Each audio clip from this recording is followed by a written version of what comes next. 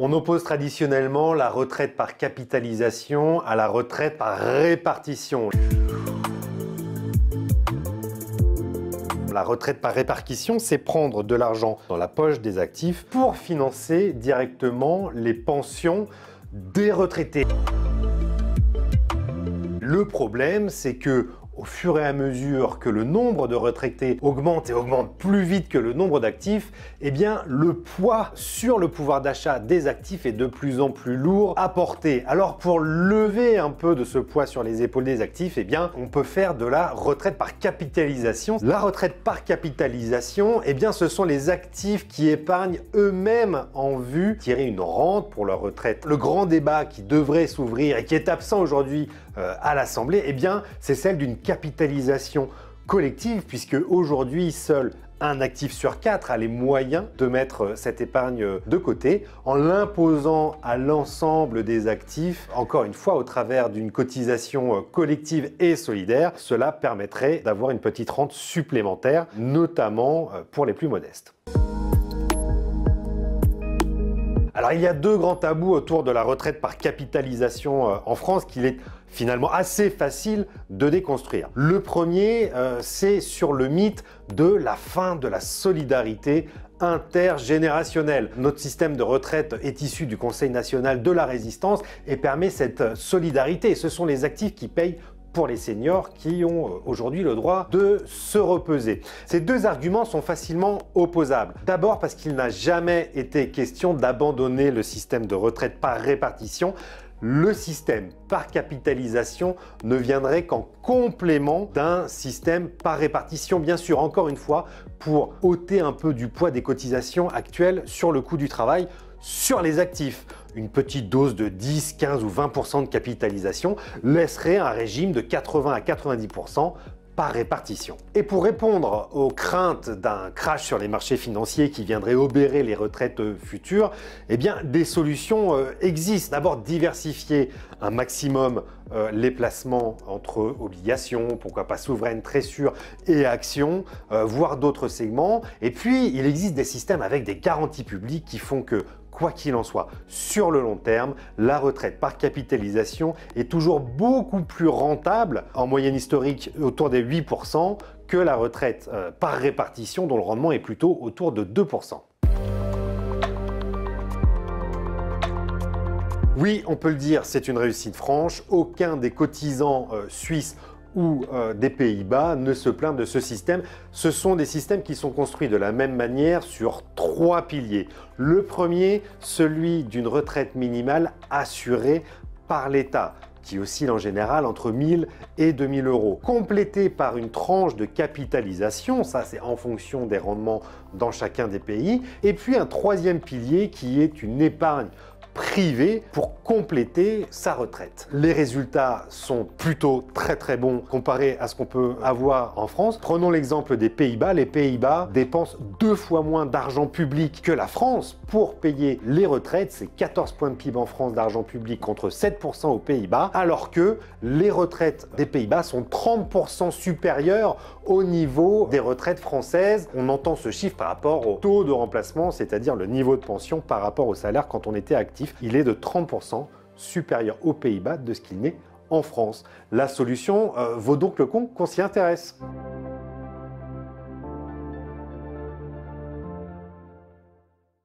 Préserver notre système de retraite par répartition. Votre régime de retraite par répartition sera sauvé.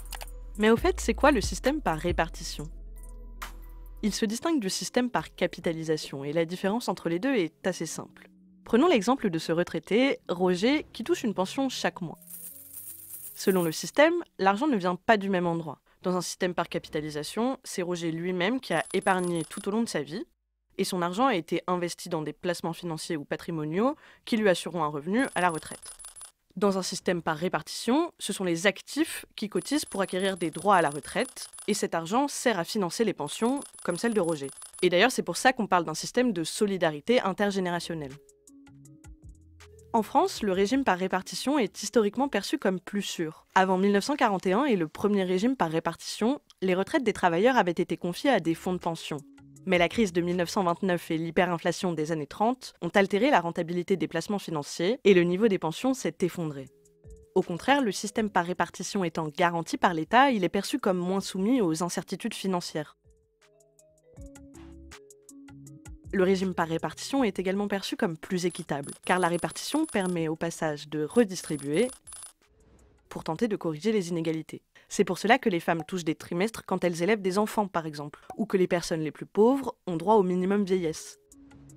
Au contraire, la capitalisation a tendance à accentuer les inégalités. Ceux qui ont déjà du capital vont voir leurs revenus croître plus vite que les autres. Mais la répartition est aussi un système sous contrainte financière.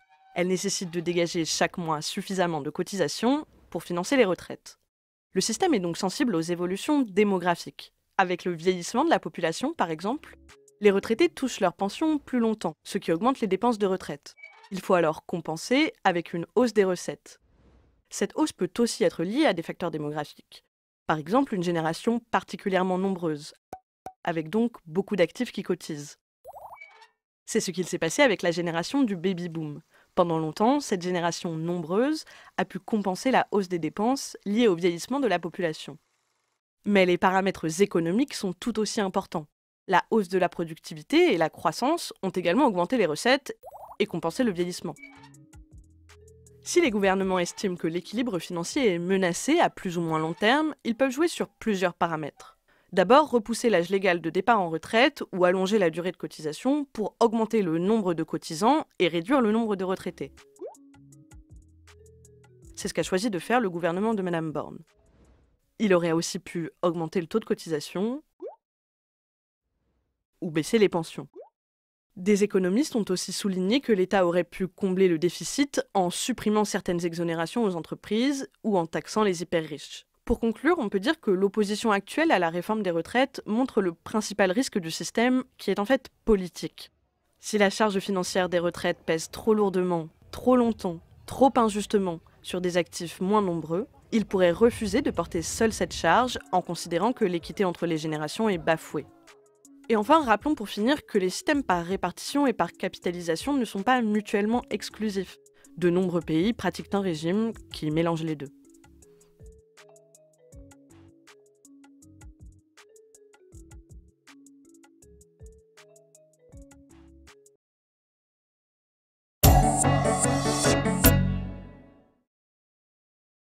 Comment fonctionne notre système de retraite?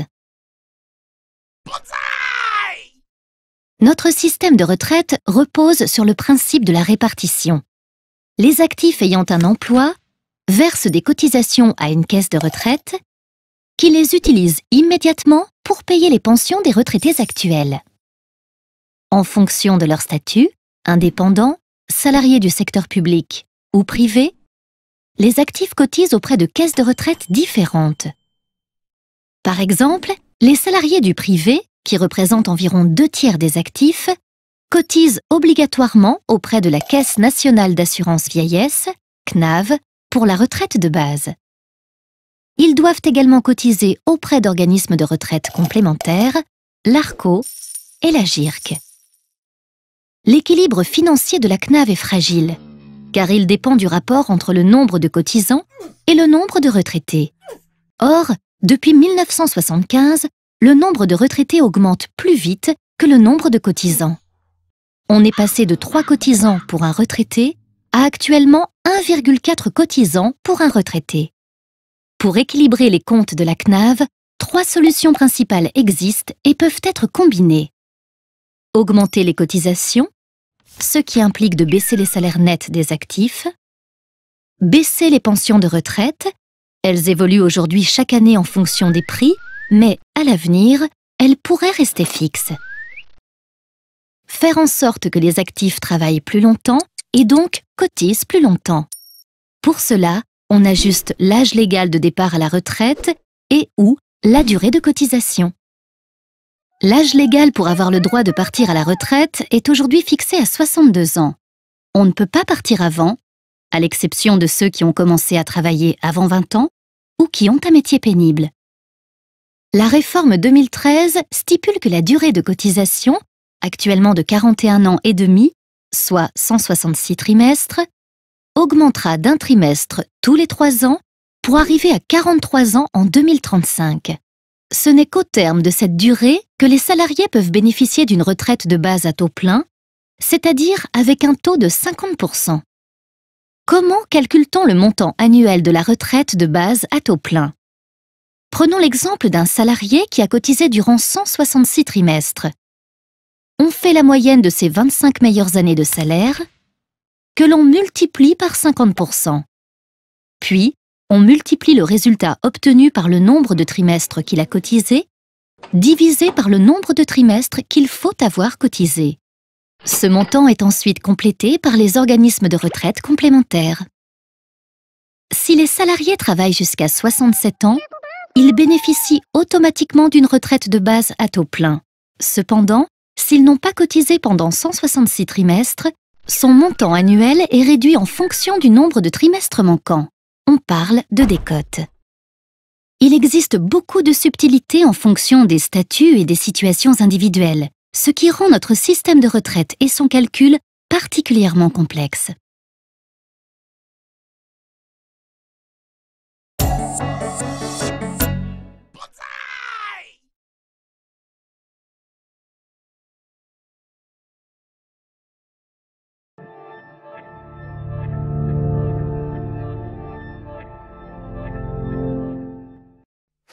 Bonjour à tous. Dans cette vidéo, nous allons décortiquer les informations présentes sur votre relevé individuel de situation afin d'identifier les éventuelles erreurs qu'il peut contenir. Le relevé individuel de situation, qu'on appelle aussi le RIS, vous est adressé une fois tous les 5 ans à partir de vos 35 ans, mais vous pouvez aussi directement le télécharger sur votre espace personnel sur le site de l'assurance retraite. Chaque page du RIS présente les informations d'une seule caisse de retraite. Les activités enregistrées par cette caisse sont listées dans l'ordre chronologique, avec l'année de l'activité, le nom de l'employeur et le revenu ou les points correspondants. Quelle que soit votre activité, à partir du moment où elle est rémunérée et déclarée, cette activité est enregistrée par une caisse de retraite de base et une caisse de retraite complémentaire. Enfin, en principe, il peut toujours y avoir des erreurs ou des omissions et c'est ce que nous allons maintenant apprendre à vérifier.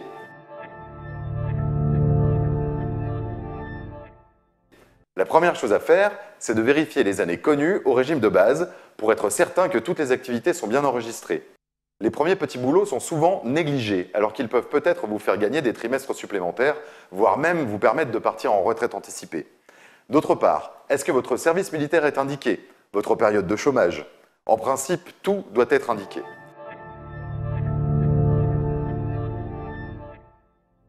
Après avoir fait cette première analyse sur les caisses de retraite de base, il n'y a plus qu'à faire la comparaison avec les caisses de retraite complémentaires. Prenons par exemple ce RIS. On voit que l'activité de 1985 est bien connue à la fois du régime de base et du régime complémentaire. Par contre, la caisse de retraite complémentaire n'a pas enregistré l'activité auprès de l'employeur en 1987. La dernière étape consiste à vérifier la cohérence des informations enregistrées. Vérifiez que l'évolution de vos salaires ou des points correspond bien à la réalité. Si tout à coup le nombre de points ou le salaire baisse ou augmente brusquement, et sans que cela corresponde à un changement dans votre vie professionnelle, c'est qu'assurément il y a là encore une erreur.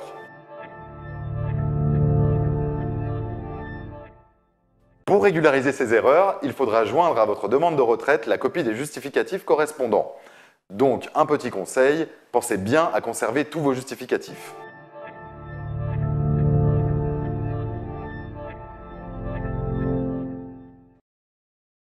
L'Europe vieillit. 100 millions d'Européens ont plus de 65 ans aujourd'hui. Ils seront 50 millions de plus en 2060. Parallèlement, la fécondité baisse et on entre plus tard dans la vie active. Résultat, le rapport entre le nombre d'Européens en âge de travailler et celui des retraités ne cesse de se dégrader. Par exemple, en France, on comptait 5 actifs pour 1 retraité dans les années 50. On n'en comptait plus que 3,5 pour 1 en 2010 et ils ne seront plus que 2 pour 1 en 2040. Surtout, on passe en moyenne 26 ans à la retraite contre 15 ans après la Seconde Guerre mondiale. D'où cette question qui se pose de manière lancinante depuis les années 90, comment va-t-on payer les retraites? Les systèmes par répartition vont-ils survivre? Faudra-t-il recourir davantage à la capitalisation? Faisons le tour de la question. Face au vieillissement de leur population, les pays européens ont enchaîné les réformes depuis les années 90. Toutes font en sorte d'allonger la durée de vie au travail en repoussant l'âge de la retraite. Parfois, les cotisations ont augmenté et dans certains cas, les pensions ont même baissé. Aucun pays n'a en revanche changé fondamentalement de système. Quand on parle de système de retraite, on a souvent tendance à opposer répartition et capitalisation. Dans le système par répartition, les actifs financent en direct, via leurs cotisations et celles de leurs employeurs, les pensions des retraités. Ce faisant, ils acquièrent aussi le droit de recevoir une pension quand leur tour viendra, qui sera financée par les actifs du moment. Dans un système par capitalisation, chaque individu cotise pour lui-même ou chaque entreprise pour ses salariés. Cet argent est placé et au moment de la retraite, le capital ainsi constitué est transformé en rente viagère qui constitue la pension de la personne. En fait, dans tous les pays européens ou presque, on trouve un mélange des deux systèmes. Schématiquement, le premier étage, les régimes de base, fonctionnent sur le mode de la répartition. Et les régimes complémentaires ou professionnels fonctionnent en capitalisation. Une précision, nous parlons bien ici de régime de retraite, c'est-à-dire de l'organisation collective face au risque vieillesse. À côté de cela, et si on en a les moyens, on peut toujours se constituer de manière facultative et individuelle une épargne retraite. La France fait figure d'exception en Europe. Tout y fonctionne par répartition, que ce soit le régime de base ou les régimes complémentaires. Ce principe ne sera pas remis en cause dans la refonte complète des retraites en préparation. Tout va changer ou presque. La fusion des différentes caisses, le mode de calcul des pensions qui se fera dorénavant en points et non plus en annuités. Mais le principe de la répartition, auquel les Français sont très attachés, n'est pas remis en cause. Pour les pouvoirs publics, c'est en effet le système le plus stable financièrement, le montant des pensions n'étant pas soumis aux aléas des marchés boursiers.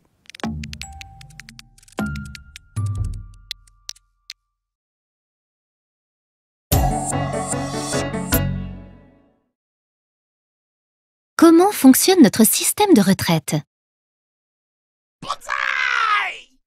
Notre système de retraite repose sur le principe de la répartition. Les actifs ayant un emploi versent des cotisations à une caisse de retraite qui les utilise immédiatement pour payer les pensions des retraités actuels. En fonction de leur statut, indépendants, salariés du secteur public ou privé, les actifs cotisent auprès de caisses de retraite différentes.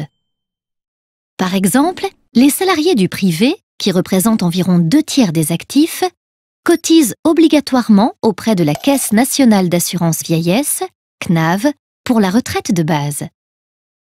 Ils doivent également cotiser auprès d'organismes de retraite complémentaires, l'ARCO et la GIRC. L'équilibre financier de la CNAV est fragile, car il dépend du rapport entre le nombre de cotisants et le nombre de retraités. Or, depuis 1975, le nombre de retraités augmente plus vite que le nombre de cotisants. On est passé de 3 cotisants pour un retraité à actuellement 1,4 cotisants pour un retraité. Pour équilibrer les comptes de la CNAV, 3 solutions principales existent et peuvent être combinées. Augmenter les cotisations, ce qui implique de baisser les salaires nets des actifs. Baisser les pensions de retraite. Elles évoluent aujourd'hui chaque année en fonction des prix, mais à l'avenir, elles pourraient rester fixes. Faire en sorte que les actifs travaillent plus longtemps et donc cotisent plus longtemps. Pour cela, on ajuste l'âge légal de départ à la retraite et ou la durée de cotisation. L'âge légal pour avoir le droit de partir à la retraite est aujourd'hui fixé à 62 ans. On ne peut pas partir avant, à l'exception de ceux qui ont commencé à travailler avant 20 ans ou qui ont un métier pénible.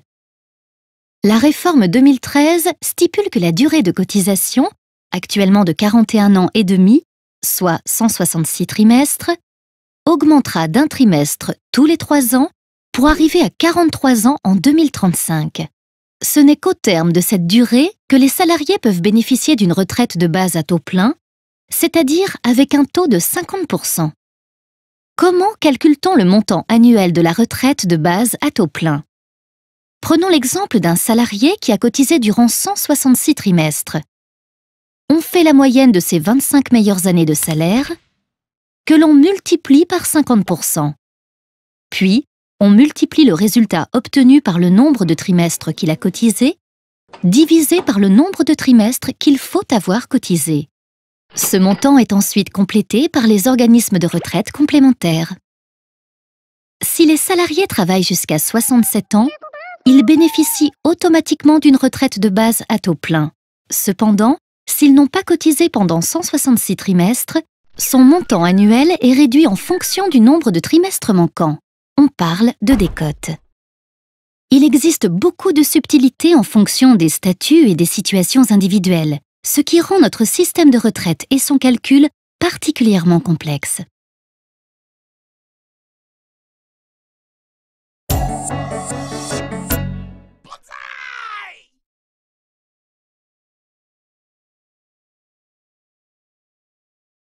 Le président du groupe des sénateurs RDPI, les sénateurs Renaissance ici au Sénat, François Patriat, bonjour. Bonjour.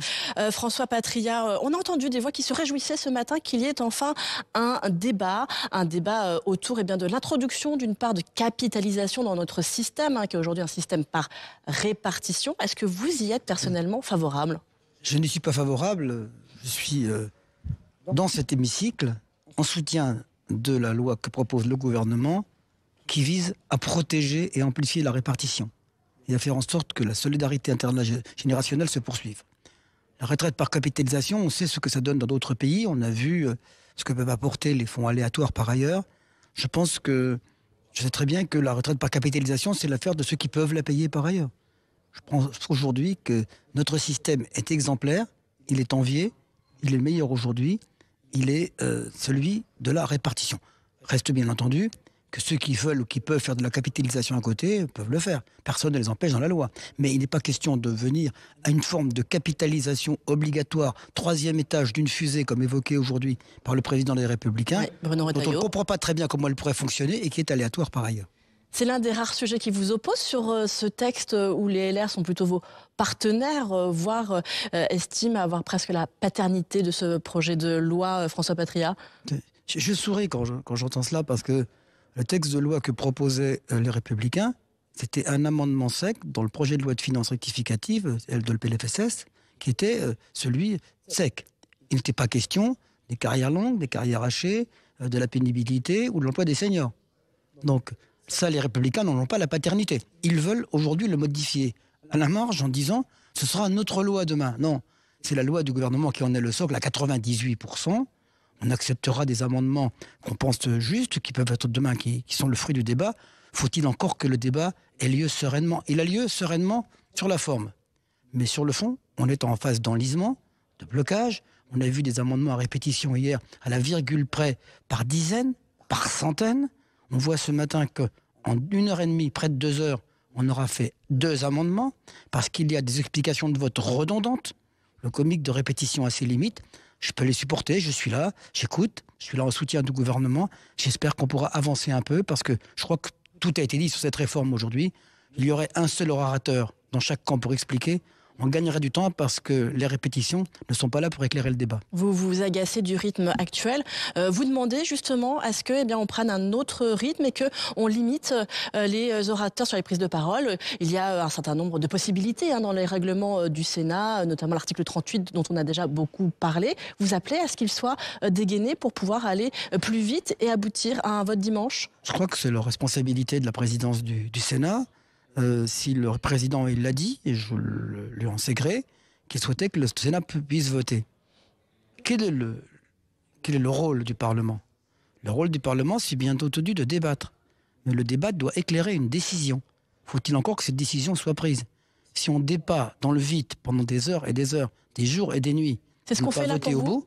C'est ce qu'aujourd'hui fait l'opposition. C'est ce que fait la gauche aujourd'hui, manifestement. Vous avez vu les amendements de 50 qui passeraient de 2050, 49, 39 et tout hier, déposés comme ça, 30 amendements, avec 30 explications de vote. Et surtout, moi ici, je pense que le règlement du Sénat n'est plus adapté. Qu'on est comme ça se passe actuellement. J'ai quitté l'hémicycle parce que j'étais un peu énervé de voir qu'on en était à la 30e explication de vote sur un sous-amendement je crois qu'on peut faire mieux et que les Français comprendraient mieux. Alors, un point majeur du texte a été adopté hier, François Patriat, malgré cette obstruction de la gauche, celui qui prévoit la fin de certains régimes spéciaux pour les nouveaux entrants, les électriciens, les gaziers, la Banque de France. Mais le match, il va continuer à se jouer dans l'hémicycle sur ce sujet. La droite veut que cela puisse concerner beaucoup plus largement, non pas les nouveaux entrants, mais ceux qui sont déjà en train de travailler dans ces secteurs. Je crois vous l'avoir déjà dit dans une émission la semaine dernière, je suis favorable à ce qu'on maintienne la clause du grand-père. Ça veut dire quoi? Ça veut dire la clause de la parole donnée. Les gens qui sont entrés, qui ont accepté, qui ont postulé pour un emploi dans des conditions bien déterminées, avec des avantages, des inconvénients, les salaires peut-être pas très élevés, mais la retraite, ceux qui l'ont signé dans ces conditions doivent pouvoir le garder jusqu'au bout. Donc moi, je pense qu'on aura sans doute ce débat demain. On voit bien que la droite veut durcir le texte par ailleurs en disant qu'elle s'occupe des plus faibles. Elle veut le durcir. Je crois qu'il y a une question là de justice, de parole donnée. Moi, je suis pour le maintien de la clause du grand-père. On l'a déjà fait pour la SNCF. La loi que nous allons voter doit concerner les futurs entrants, elle ne peut pas concerner les anciens entrants en l'occurrence, sauf en l'occurrence pour le minimum contributif. Une toute dernière question sur un point dont on attend la discussion aujourd'hui, l'article 2, article qui porte sur l'index senior. La droite sénatoriale veut instaurer un CDI senior avec une exonération de cotisation famille pour ces types de contrats. Y êtes-vous favorable? Attendez, moi je voudrais qu'on en connaisse le coût aujourd'hui. D'abord, l'index senior, c'est une avancée par rapport à ce qui existait avant. Et je pense que sur le travail des seniors, nous avons encore du chemin à parcourir. Je pense qu'on peut encore avancer. Et sur le CDI, je n'ai pas le chiffre en tête, mais je crois que ça coûte plusieurs dizaines de millions. Il est pareil, CDI senior. Je pense plutôt que le fait, je rappelle que pour l'emploi des seniors, tout monte dans tous les pays qui nous entourent, que lorsqu'on recule l'âge légal de la retraite, l'emploi des seniors augmente avec. Et que les ruptures conventionnelles diminuent aussi parce qu'elles se repoussent. Donc voilà, déjà simplement le fait aujourd'hui, l'employabilité des seniors, elle va progresser en même temps que progresse l'âge de la retraite. Sur le CDI senior, j'attends les arbitrages parce que la droite ne peut pas d'un côté nous dire je veux une réforme à l'équilibre, nous proposer des amendements à 300 millions à chaque instant en disant vous avez qu'à retirer les autres. Vous attendez de voir combien ça coûte, vous avez qu'à retirer les autres. Opposé au principe. Je pense que c'est une formule que l'on peut étudier aujourd'hui. Dans quelles conditions, avec quel taux et sous quelle forme d'exonération ou pas, parce que c'est le problème des exonérations qui compte. Donc peut-être y a-t-il une formule à trouver, elle n'est pas à rejeter a priori. Faut-il en voir le coût aujourd'hui et comment on peut l'adapter? Bien, merci beaucoup François Patriat.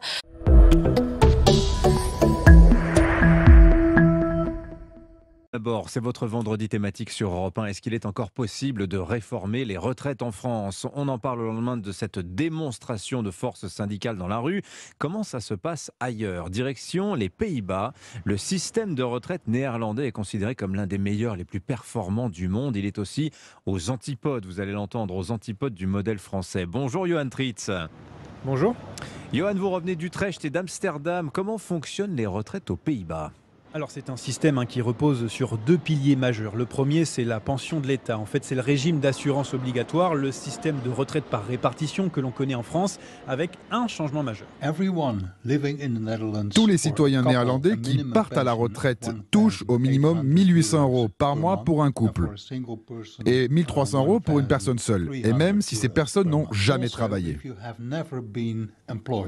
Et la personne qui vient de parler, c'est Theo Langejan. Lui, il gère l'un des principaux fonds de pension privés du pays. C'est le deuxième pilier du système, la pension professionnelle, la retraite par capitalisation en soi. Chaque salarié verse un montant chaque mois à l'un des fonds de pension. C'est quasi obligatoire. Et en retour, ce salarié bénéficiera d'un montant jusqu'à 80% de son salaire lors de son départ à la retraite, ce qui assure un bon revenu. Et c'est ce mélange qui fait des Pays-Bas l'un des meilleurs systèmes du monde pour Theo Langejan. C'est une bonne combinaison entre un système public et un système privé. Le fait qu'on ait ces deux piliers, cela permet une belle marge de manœuvre. Et grâce à ça, si l'on regarde les statistiques, il y a très peu de pauvreté dans le pays. Voilà, très performant, on l'a vu, 1 300 € minimum de pension, c'est donc mieux qu'en France. Y a-t-il tout de même un hic, Johan, dans le système néerlandais? Oui, alors pour toucher ce revenu si appétissant, il faut atteindre l'âge légal de départ à la retraite, fixé à 67 ans et 3 mois, un âge plus élevé qu'en France, mais calqué sur l'espérance de vie des Néerlandais, aujourd'hui de 84 ans pour les femmes et 81 ans pour les hommes. Plus les Néerlandais vivent vieux, plus la date est repoussée. Un système aussi pour équilibrer le nombre d'actifs et de retraités, et beaucoup plus juste pour Théo Langueyen. Il ne faut pas regarder si cela est plus juste de travailler plus longtemps, mais plutôt quelles sont les conséquences si on ne fait pas ça pour les plus jeunes. Si on fixe la retraite à 60 ans, et c'est possible, mais quelqu'un doit payer pour ça, car derrière les gens peuvent vivre pendant 30 ans.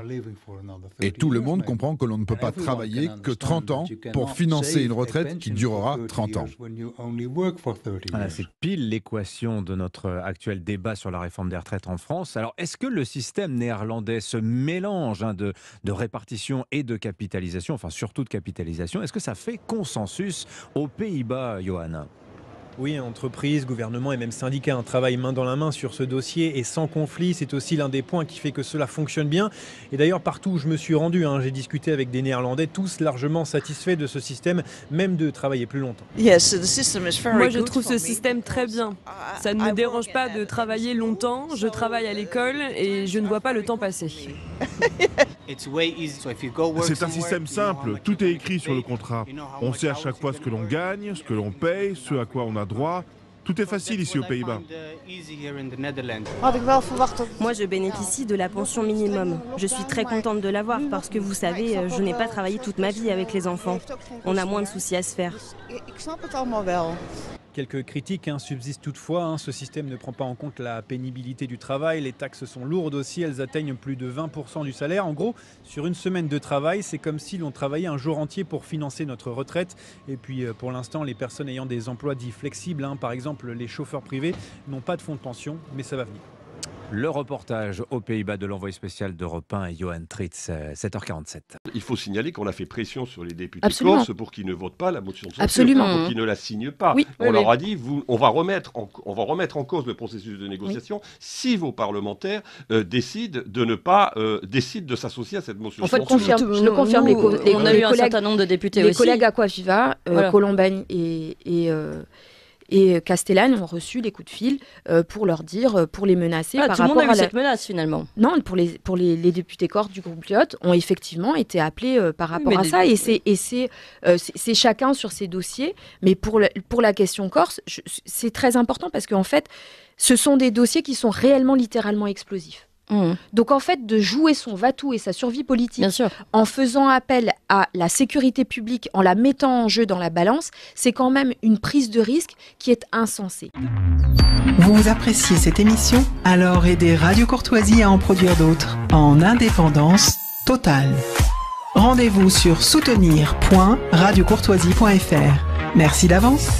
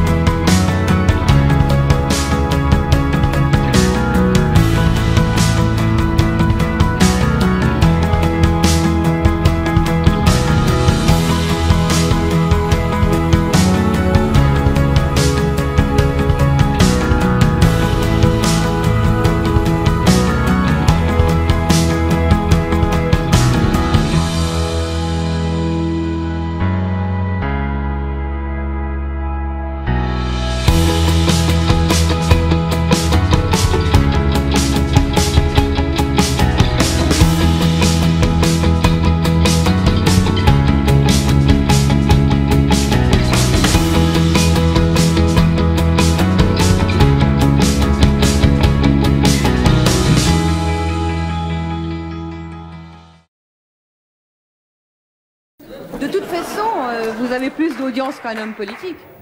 Sur certains, c'est vrai, oui, c'est vrai. Pourtant, ils sont drôles aussi. Oui, ils font quand même plus chier que rire.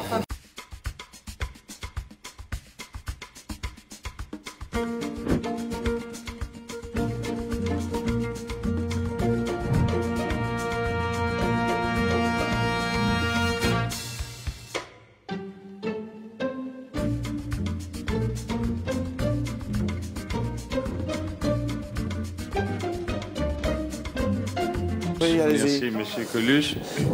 Monsieur Coluche, on vous demande de plus en plus... Très bonne question. Merci. De plus en plus souvent, votre avis sur les choses sérieuses dans les émissions à la radio et dans les émissions de télévision. Est-ce que vous n'avez pas peur de finir moraliste?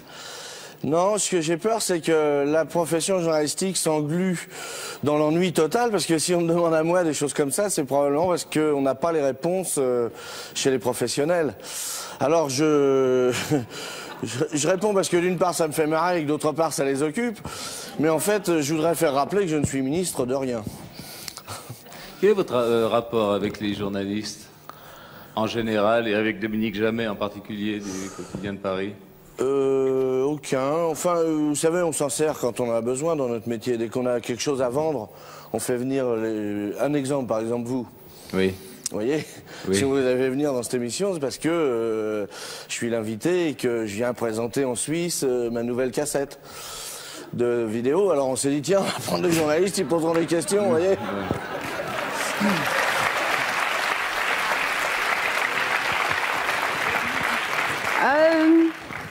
Monsieur le ministre de rien, puisque Oui. vous êtes ministre de rien, Oui. on dit que les humoristes sont très chatouilleux en général. Ah bon? Oui. Chatouilleux. Oui, très très chatouilleux. On va faire ça devant les gens? Non, non, pas Ah du bon tout. Non, non, non, non, pas question. Non, non, mais c'est vrai que vous détestez qu'on se moque de vous? C'est-à-dire que, vous savez, les gens confondent souvent... on dit souvent que c'est facile de se moquer, que c'est facile d'être méchant, que... Je crois que... Je déteste pas qu'on se moque de moi. Ça m'est jamais arrivé qu'un journaliste soit assez désagréable pour que ça me dérange. Mais je l'entendrai avec plaisir. Vous avez une idée? Ah non, pas du tout, non. Eh ben, vous êtes comme les autres. Moi j'ai une petite idée là. Oui. Vous vous occupez actuellement d'une opération qui vous tient à cœur. Oui, c'est le cas de le dire. C'est le cas de le dire, ça s'appelle Oui. les Restaurants du Cœur. Oui. S'il y avait, je sais pas, un comique qui mette cette opération en dérision, comment vous prendriez ça, vous? Ah ben, pour de la publicité, hein, vous savez, c'est ce que c'est en général. Quand un comique se moque de quelque chose, en général, ça lui fait de la publicité à la chose. Hein. Alors la banque qui allait fêter ses 40 ans cette année était devenue depuis peu la 16e plus grosse banque américaine. Elle apparaissait assez solide, mais elle a été victime d'un double jeu de circonstances. D'abord, elle s'était concentrée sur un secteur quasi unique, vous l'avez dit, celui de la tech, des startups. Elle en avait à peu près 35 000 comme clientes. Et hors ce secteur, hein, il vit depuis plusieurs mois une crise, on le voit avec des grosses entreprises comme Google ou comme Facebook qui licencient à tour de bras. Et pour ces petites, cette crise, eh bien, ça signifie moins de levée de fonds, donc moins d'argent à déposer à la banque. Et puis, parallèlement, SVB plaçait les dépôts de ses clients en bons du Trésor américain, un placement plutôt sûr, mais avec tout de même un risque, c'est que les taux remontent. Or, c'est exactement ce qui se passe en ce moment. La valeur des bons a mécaniquement baissé et mercredi, la banque a publié un communiqué affirmant qu'elle avait revendu une partie de ses bons pour 20 milliards de dollars, encaissant une perte de près de 2 milliards de dollars. Ça a créé un vent de panique. Des clients ont voulu retirer immédiatement leurs fonds, si bien que l'établissement s'est retrouvé en 24 heures, vous le disiez, à court de liquidité. Et le régulateur américain, la Federal Deposit Insurance Corporation, la FDIC, en a pris le contrôle vendredi sous un nouveau nom. Voilà, situation qui a donc poussé les autorités américaines à lancer, dans l'urgence, un plan de sauvetage. Oui, parce que le risque, c'était de provoquer des faillites en cascade. Deux startups se retrouvant dans l'impossibilité d'accéder à leurs dépôts, qui n'étaient garantis que jusqu'à 250 000 $, ce qui est peu pour ce genre d'entreprise. Et donc hier soir, le Trésor, la Fed et le fameux régulateur ont publié un communiqué commun dans lequel ils annoncent que finalement, les déposants auraient accès à tout leur argent dès aujourd'hui, précisant que les contribuables américains, eux, ne seraient pas mis à contribution. Un vent de panique s'est forcément répandu immédiatement sur les principales places boursières, lesquelles ont fortement reculé. On entend évidemment cette question, est-ce qu'il y a un risque de contagion aujourd'hui? Vous pensez évidemment à la crise de 2008. La situation, elle est assez différente de cette crise, de ce qu'on a vécu en 2008 avec la faillite de Lehman Brothers. Plus de 70 banques avaient ensuite fait faillite. Le système, depuis, il a été sécurisé, donc le risque d'une contagion est beaucoup plus faible. Quant à l'international, SVB, la Silicon Valley Bank, avait des filiales dans plusieurs pays, au Canada, en Europe, en Allemagne notamment, mais aussi en Israël ou encore, surtout au Royaume-Uni. Royaume-Uni.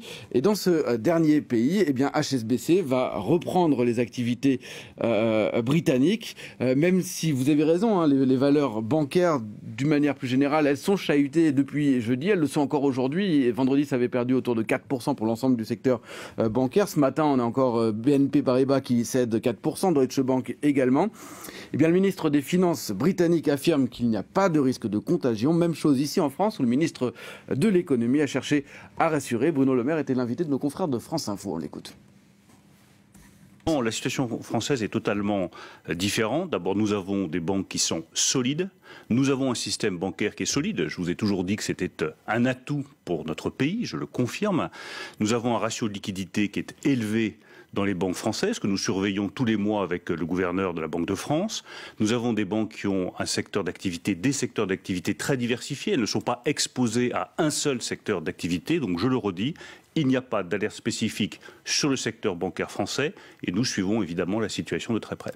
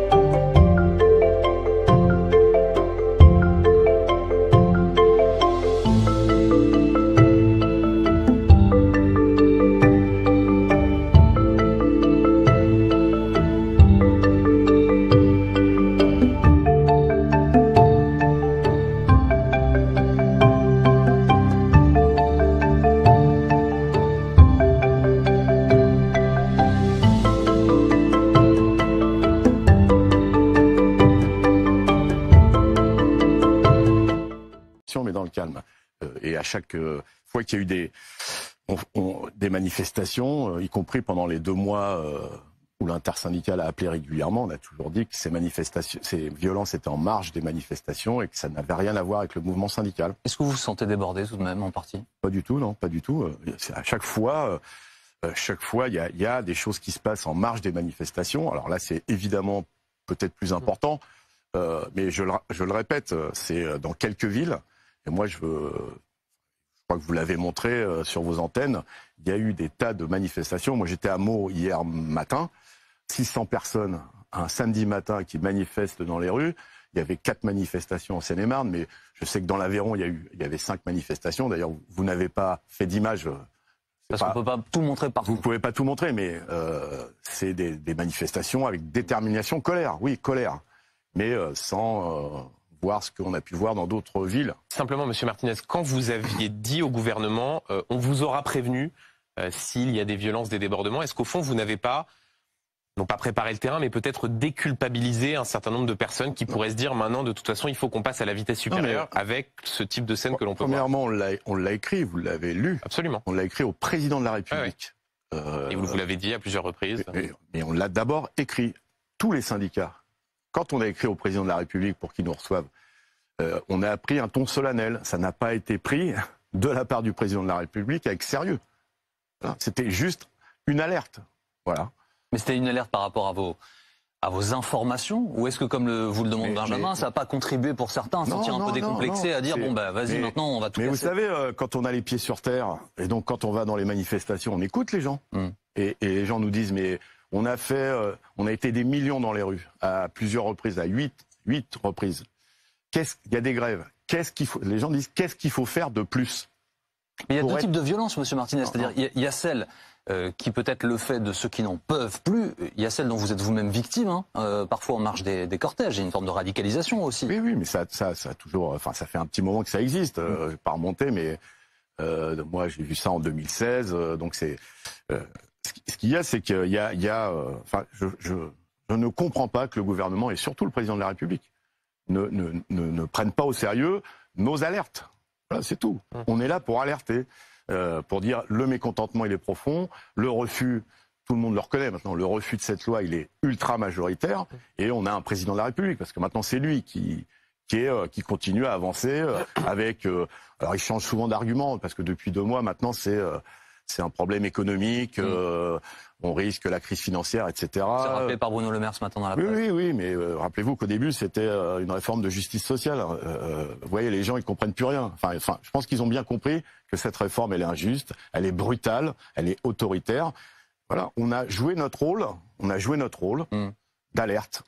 La préfecture de police de Paris a interdit les rassemblements sur la place de la Concorde, sur les Champs-Élysées à Paris, justement pour éviter les violences. Est-ce que c'est une mesure que vous soutenez? Non, il faut que les manifestations puissent, et l'expression de la colère puissent continuer à s'exprimer. Est-ce qu'ils vont interdire les manifestations jeudi prochain, par exemple? C'est un vrai sujet. Vous savez pourquoi ils interdisent, parce qu'il y a des travaux, parce qu'il y a eu des incendies sur notamment l'obélisque qui est en travaux. On ne peut pas interdire aux gens de manifester. C'est-à-dire que quand vous voyez ce qui s'est passé jeudi soir, vendredi soir, avec des manifestants qui prennent à partie les forces de l'ordre, qui font des incendies sur des lieux de travaux, vous vous dites, il n'y a pas de problème, on continue, on autorise. Mais les manifestations, y compris celles de jeudi, elles ont été autorisées. Il y a eu un recours devant le tribunal administratif parce qu'elles avaient été interdites. Il y a eu, oui, voilà. Et c'est normal qu'on autorise les gens à manifester. Et c'était une demande syndicale. Partout, c'est des demandes syndicales de manifester, de se rassembler, d'exprimer sa colère. On ne peut pas interdire de manifester. Après, je reviens pas sur ce que je vous ai dit avant. Il y a évidemment à éviter et à ce qu'il n'y ait pas de choses qui ne correspondent pas forcément à la détermination qu'ont des millions de Français et de Françaises, de citoyens de ce pays, de dire cette réforme, on n'en veut pas. Il faut aussi que le gouvernement et le président de la République assument ses responsabilités. On ne peut pas renvoyer à chaque fois les problèmes sur ceux qui manifestent. Il faut aussi que Donc c'est de sa responsabilité s'il y a des violences. Mais c'est de sa responsabilité si la colère, elle est à ce niveau-là. Voilà. Et de ceux qui commettent ces violences, accessoirement. Il y a des débordements, forcément. Il y a eu des élus qui ont été pris à partie, alors pas directement, mais il y a eu des permanences vandalisées, des coupures d'électricité dans des villes, notamment celle d'Annonay, d'où est originaire le ministre du Travail, Olivier Dussopt. Est-ce que ces actions-là, vous les condamnez? Les violences physiques, on les condamne, évidemment. Après, j'ai eu l'occasion de m'exprimer. Il y a eu une petite coupure chez la permanence. Bruno Retailleau. Ouais. Donc les camarades ont dit, c'est bien que Bruno Retailleau puisse savoir ce que c'est que la sobriété énergétique, comme le vivent. À la veille du vote, est-ce que c'était pas lui mettre la pression? Comme le vivent des millions de Français. Malheureusement, il y a des millions de foyers en France qui ont le choix entre allumer la lumière et manger chaud, qui ne peuvent pas utiliser l'électricité parce qu'ils sont limités en termes de consommation. C'est bien que les élus du peuple se rendent compte de temps en temps dans quelle situation sont des millions, je dis bien des millions de foyers dans ce pays. Heureusement que des millions de Français ne prennent pas des pavés dans les fenêtres de leur domicile ou annexe. C'était le cas chez Éric Ciotti. C'est une autre question que je vous pose maintenant, monsieur Martinez. D'accord, non mais sur la façade, de pas mélanger coupure. Non, tout va bien, c'est très clair. Regardez, les images sont là. C'est mieux quand tout va bien. La motion ou le pavé, c'est le message qui a été inscrit sur la façade de la permanence d'Éric Ciotti à Nice. Vous en dites quoi de cette action-là? Non, c'est pas normal qu'on en arrive là. Enfin, c'est pas normal qu'on fasse ça. Mais attendez, juste quelque chose que je comprends pas bien. Vous dites Bruno Retailleau, au fond, vous prenez ça un petit peu à la légère, à la rigolade, vous faites une blague. Et Éric Ciotti, vous dites c'est pas bien. Est-ce qu'il n'y a pas... Non mais attendez, juste je termine ma question. Est-ce qu'il n'y a pas un continuum entre le fait de mettre la pression, de couper l'électricité chez un élu à la veille d'un vote, et le bout de cette violence qui consiste à caillasser une permanence? Il n'y a aucun lien entre les deux. C'est pour ça que j'ai bien précisé, quand vous m'avez posé la question, ce sont deux choses différentes. Vous m'avez dit c'est une autre question. C'est une autre question. Donc il n'y a aucun lien entre les deux. C'est clair, c'est une autre question. Mais donc couper l'électricité chez un sénateur ou chez un élu, aucun problème. Aucun problème. Voilà, mais c'est clair. Le parallèle avec 2006, Benjamin? Oui, on entend beaucoup cette idée que vous essayeriez de reproduire ce qui s'est passé avec le CPE, le contrat première embauche, c'est-à-dire une loi qui avait été votée, promulguée, mais pas adoptée compte tenu de la mobilisation. Simplement, la différence avec 2006, c'est que la jeunesse était massivement dans la rue à l'époque, ce qui n'est pas le cas aujourd'hui. Est-ce que ce parallèle vaut vraiment cette tentative d'essayer de reproduire ce qui s'est passé en 2006? C'est pas une comparaison, c'est rappeler un fait historique, c'est que à tous ceux qui disent mais une fois que la loi est votée, on peut plus rien faire, on fait juste un parallèle historique et vous l'avez rappelé qu'il arrive que des lois soient votées, promulguées et que quelques jours après, un gouvernement ne mette pas en application une loi. C'est juste un rappel historique parce qu'il y a aussi cette petite musique qui vient de la part du gouvernement qui dit une fois que c'est voté, c'est fini, tout le monde rentre à la maison et plus rien ne se passe. Ça, vous n'y croyez pas? On rappelle un fait historique que vous avez rappelé vous-même. Et il peut y avoir aussi, avant, moi je crois qu'on peut encore, que le gouvernement doit retirer cette loi. Et puis il y a d'autres moyens. Il y a la mobilisation, parce que c'est ça le plus important, les grèves, et à côté, des choses, puisqu'on parle beaucoup de respect des institutions et de la Constitution, il y a le Conseil constitutionnel, il y a les organisations syndicales, il y a une semaine, avaient demandé que le peuple puisse être consulté. Je crois qu'il y a une procédure de RIP qui est engagée. Mais ça, c'est référendum d'initiative populaire. Exactement, partagé, je crois. Partagé. Ouais. Mais c'est à l'initiative des parlementaires. C'est-à-dire qu'on a donné le relais aux parlementaires pour qu'ils puissent user aussi de ce fait pour consulter le peuple. C'est bien que le peuple soit consulté quand on est dans une telle situation. Et si les parlementaires de gauche, justement, arrivent à déposer ce RIP, est-ce que la CGT aidera à recueillir les signatures nécessaires ensuite, puisque la procédure veut qu'une fois que les parlementaires l'ont déposé, il faut les signatures d'un dixième des électeurs. Il faut d'abord que le Conseil constitutionnel valide, parce que c'est un projet de loi, le RIP, donc il faut d'abord que ce soit validé. Et ensuite, il y a une procédure citoyenne. Et est-ce que la CGT aidera? Et évidemment, on n'aidera pas. À récolter les signatures? On n'aidera pas. On fera en sorte que le peuple puisse être consulté. Et donc, puisqu'on a demandé, on va évidemment faire en sorte qu'il y ait un dixième du corps électoral qui puisse... Et comment, concrètement? Une campagne alors c'est une procédure un peu plus compliquée qu'une signature en ligne de pétition.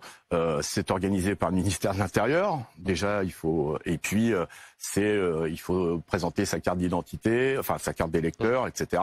C'est un peu plus compliqué. Mais oui, on va aider. Alors, je voudrais revenir à la mobilisation. La prochaine grande journée intersyndicale, c'est donc jeudi prochain, le 23 mars. Est-ce que ce sera le point culminant de ces 2 mois de combat? Ça dépend. Si jeudi, après les mobilisations, le gouvernement dit j'ai compris, on arrête tout. Nous, on veut toujours que la prochaine soit la dernière. C'est pas le scénario le plus probable. Je sais que vous êtes quelqu'un qui voyait l'avenir avec certitude. Moins que vous, sans doute. Pardon? Moins que vous, sans doute. Non, plus que moi.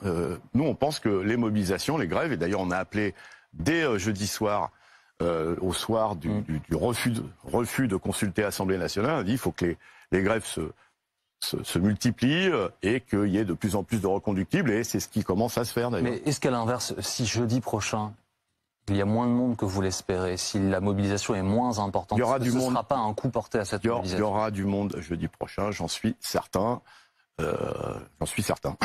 Sur les certitudes que vous avez, le 7 mars, vous promettiez collectivement l'intersyndicale de mettre la France à l'arrêt. Ce n'est pas ce qu'on a vu concrètement dans les faits. Vous regrettez? Ah non, moi je regrette rien, je vous pose des questions. Est-ce que cette fois, c'est un espoir que vous fondez de mettre la France à l'arrêt? La France à l'arrêt. L'économie à genoux, c'est parfois aussi ce qu'on a entendu. Non.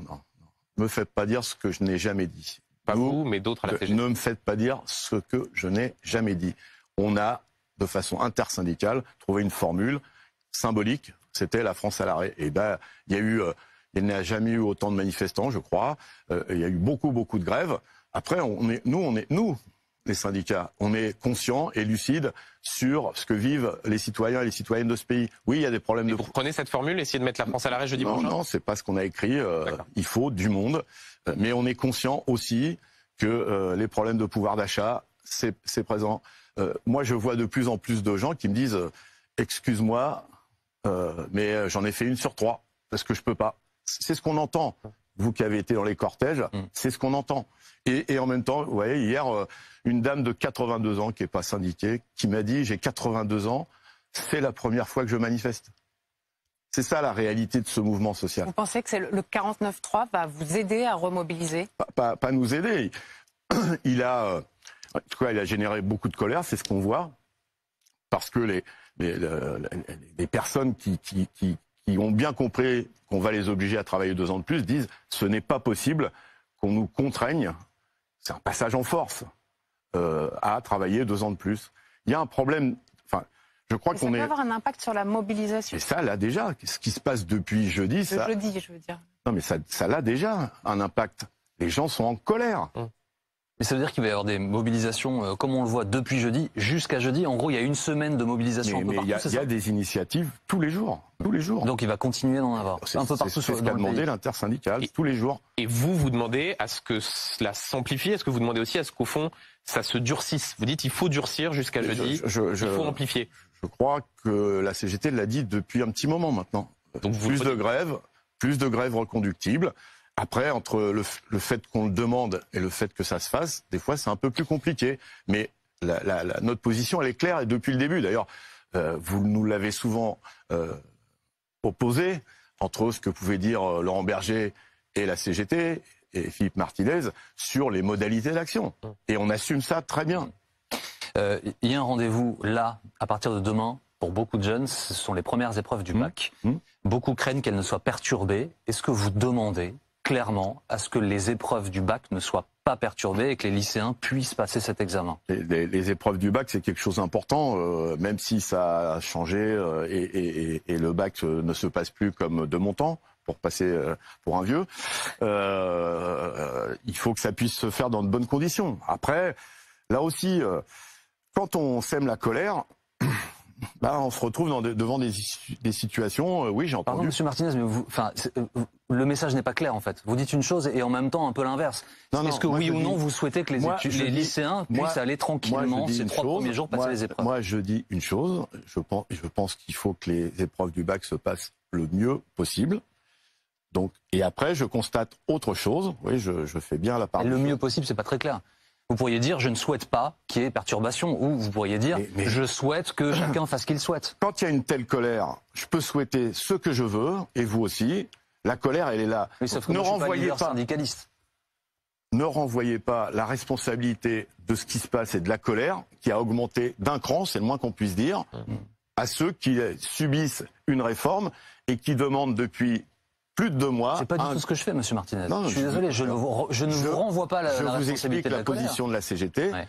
Ne renvoyez pas la responsabilité, ou alors que le gouvernement, c'est plus précis comme ça, ne renvoie pas la responsabilité de cette colère qui monte. En l'occurrence, la CGT Éducation est plutôt du côté de celles et ceux qui considèrent qu'effectivement, les grèves qui pourraient perturber ces épreuves anticipées sont plutôt légitimes.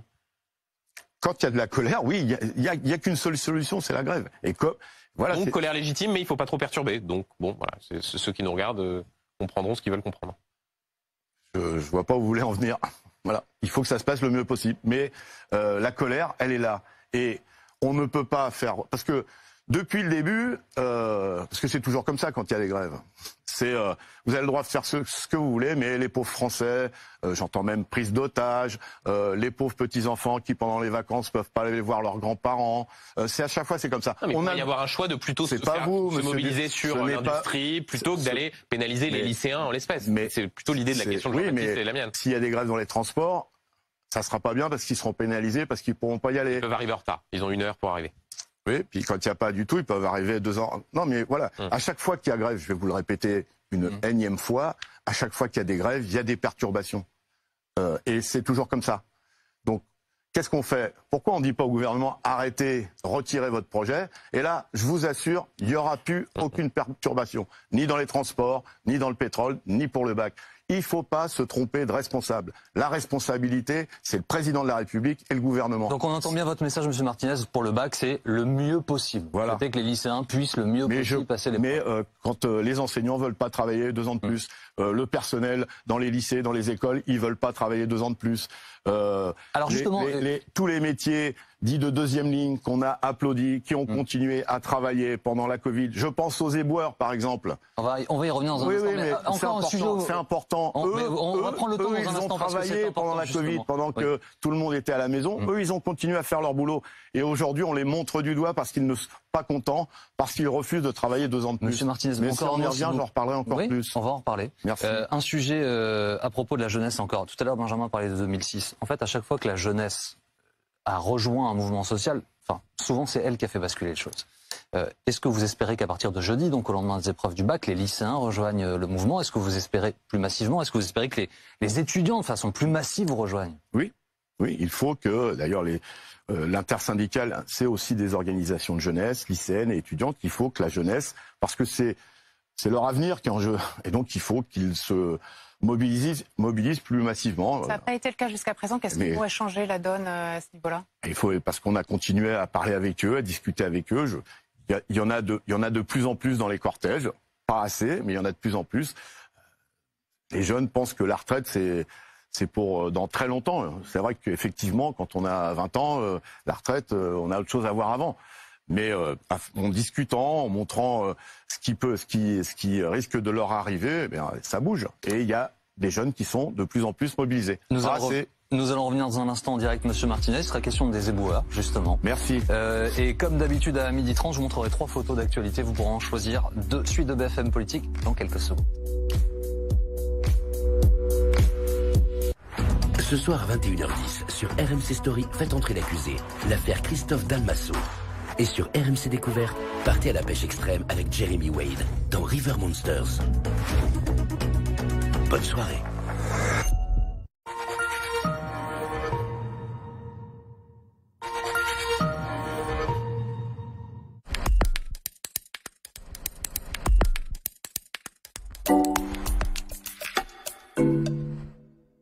Vous êtes artisan, entrepreneur ou vous cherchez un métier d'avenir? Groupe Verlaine accélère son développement et ouvre 500 agences sur toute la France avec un droit d'entrée de 30 000 €. Rejoignez Groupe Verlaine et faites partie de l'élite de la rénovation énergétique. Groupe Verlaine présent au Salon de la Franchise. Une expérience immersive unique en réalité virtuelle vous attend. Inscription limitée sur groupeverlaine.com. Groupe Verlaine, connectons nos énergies. Vous le savez, les grandes innovations naissent souvent dans un garage. Aujourd'hui, découvrons la conduite autonome de niveau 3. Bientôt disponible chez Mercedes-Benz. Cette future innovation va vous laisser sans voix.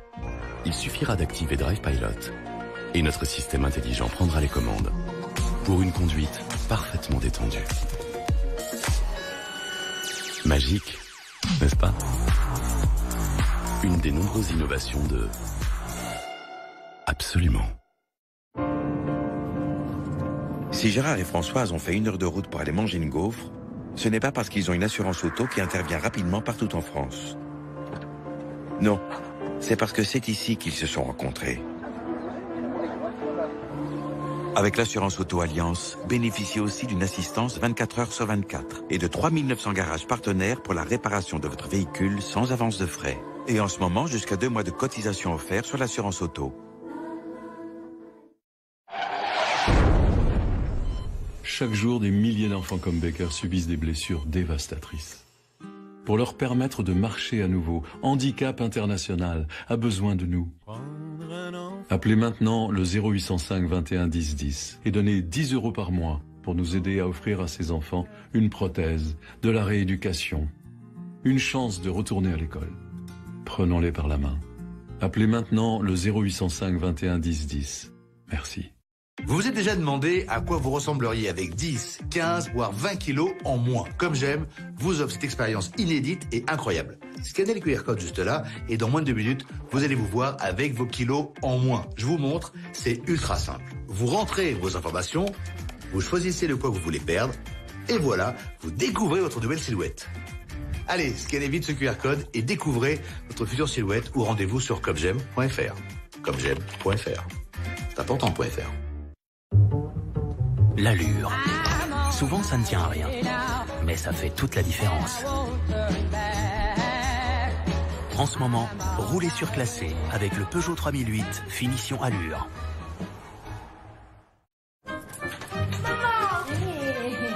J'ai inventé une histoire, ça vous aussi, je promets.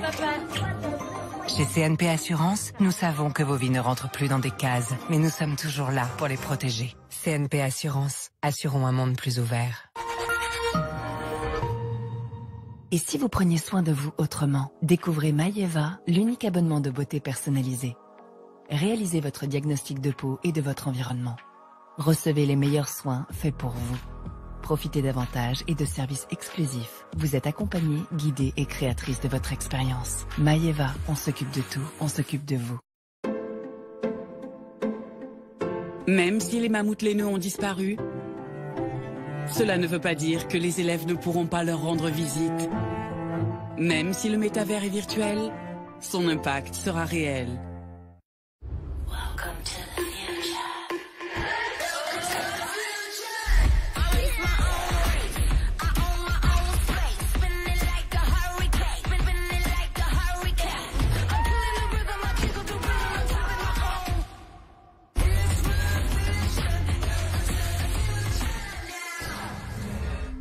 Découvrez la gamme Jeep désormais 100% électrifiée et profitez de la prime reprise Electric Freedom de 4 500 € sur Renegade et Compass. Vous avez commandé Deliveroo.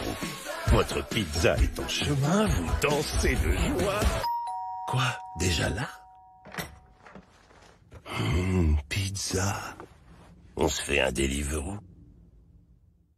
Direct Assurance, bonjour. Mais vous trouvez ça normal de nous faire économiser 240 €? Mais c'est scandaleux, monsieur. Non, on va rester chez vous, c'est clair? Là, ils ont compris. Et pour 2, 3, 4 contrats souscrits, c'est 2, 3, 4 mois remboursés. Vous vous êtes déjà demandé à quoi vous ressembleriez avec 10, 15, voire 20 kilos en moins. Comme j'aime, vous offre cette expérience inédite et incroyable. Scannez le QR code juste là et dans moins de 2 minutes, vous allez vous voir avec vos kilos en moins. Je vous montre, c'est ultra simple. Vous rentrez vos informations, vous choisissez le poids que vous voulez perdre et voilà, vous découvrez votre nouvelle silhouette. Allez, scannez vite ce QR code et découvrez votre future silhouette ou rendez-vous sur comegem.fr. Comegem.fr. C'est important.fr. Je peux pas faire mieux. Hein. Tu veux pas qu'on change la cuisine aussi? Mais pourquoi pas? Élise Desmers sur son lit de coriandre. Ou inversement. Brico Dépôt. Voyez plus grand avec nos prix dépôt. Le mouvement fait partie de nous. Nous inventons la technologie qui va avec. Nouveau Kia Niro EV 100% électrique.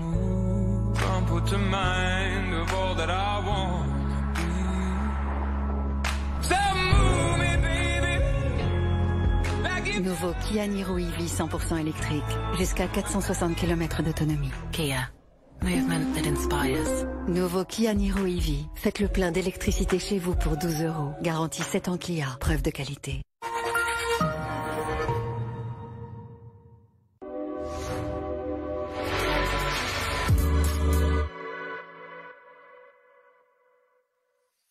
BFM Politique avec Philippe Martinez qui est notre invité aujourd'hui. Monsieur Martinez, je vous montre 3 photos. Vous allez pouvoir en choisir 2. Il y a une question derrière chacune d'entre elles. Vous allez voir apparaître Vladimir Poutine, le sigle de Renault et Olivier Dussopt. Je commençais par Renault parce que les deux c'est plus compliqué. La dernière fois que vous êtes venu sur ce plateau, vous attendiez des nouvelles de Renault, qui est votre employeur, chez qui vous devez retourner bientôt, maintenant, début avril. Vous en êtes où? Est-ce que vous avez eu des infos?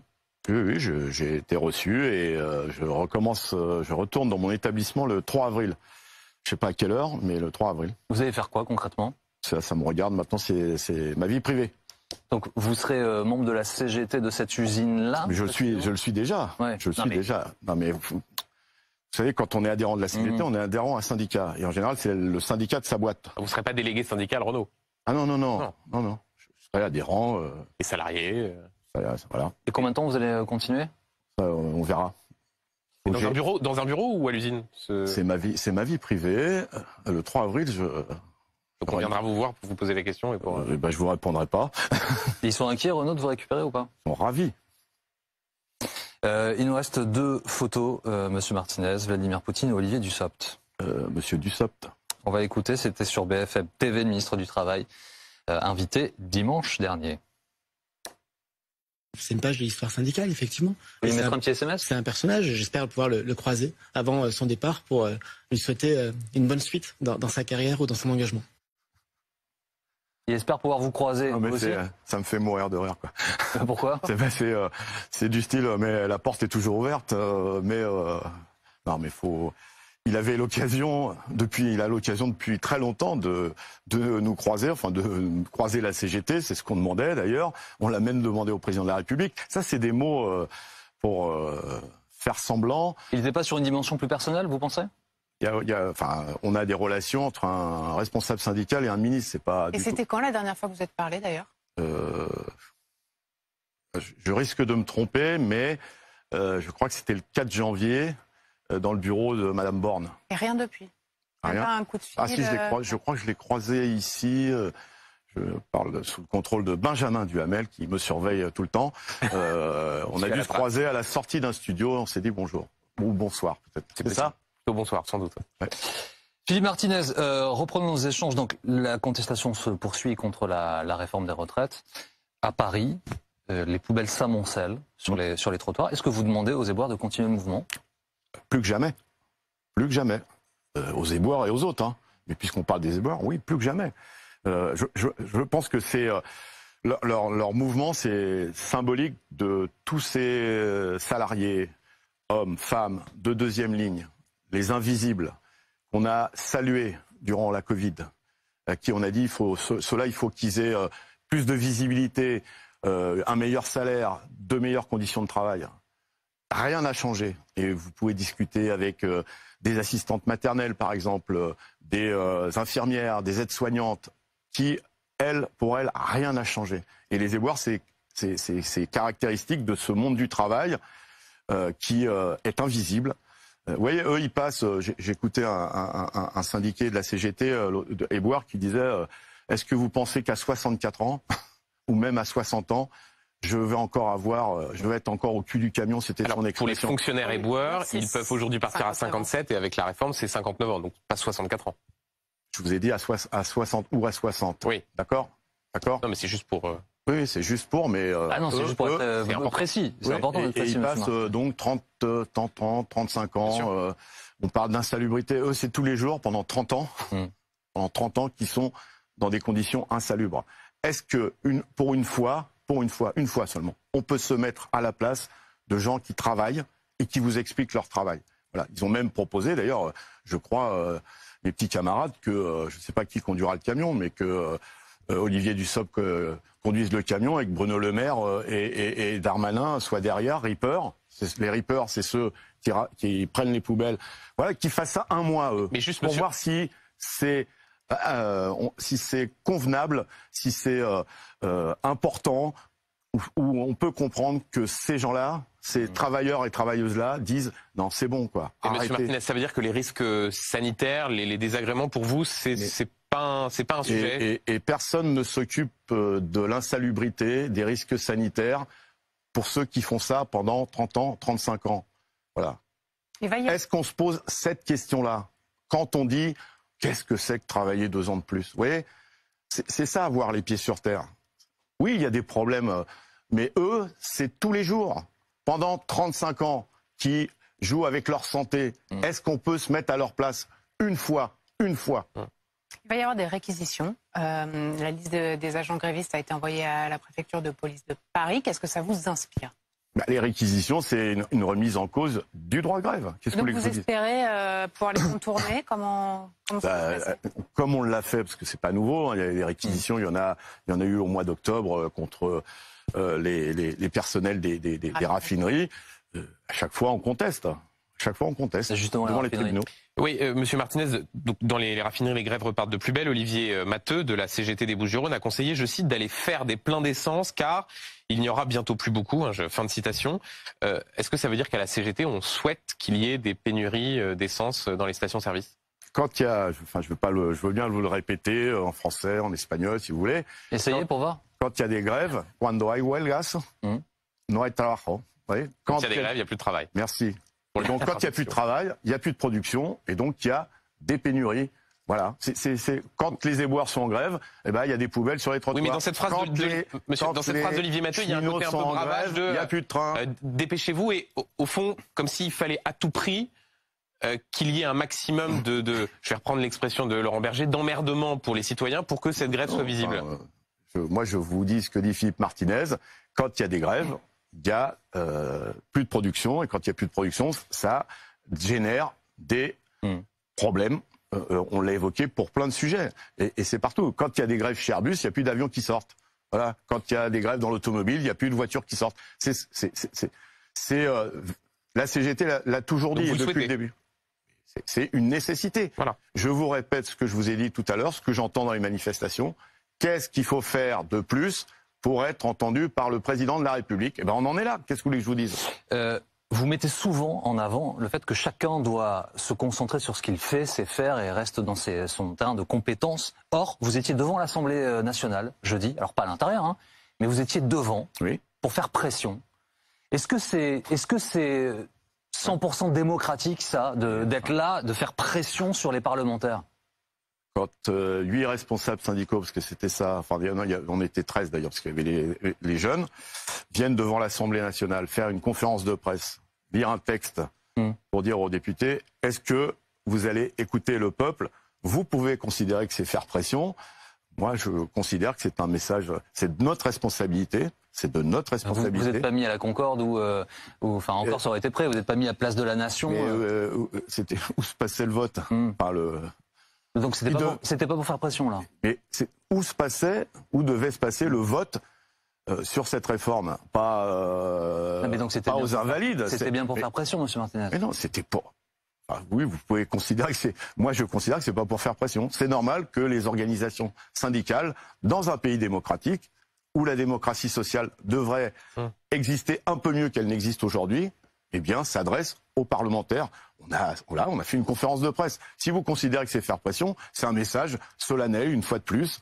On ne peut pas dire aux organisations syndicales, vous n'êtes pas assez présents. Quand il y a un tel mouvement, c'est normal que les organisations syndicales soient les porte-paroles, avec des guillemets, parce que ce côté délégataire... Quand Jean-Luc Mélenchon parlait du mouvement social, sur ce même plateau, vous lui aviez dit, et ça avait été beaucoup commenté, mêlez-vous de ce qui vous regarde. Mais on se mêle de ce qui nous regarde. La réforme des retraites, ça concerne qui? Ça concerne qui? Ça concerne les salariés, essentiellement. Même si, parce que les jeunes, ils vont devenir salariés. On s'occupe de quoi, les organisations syndicales?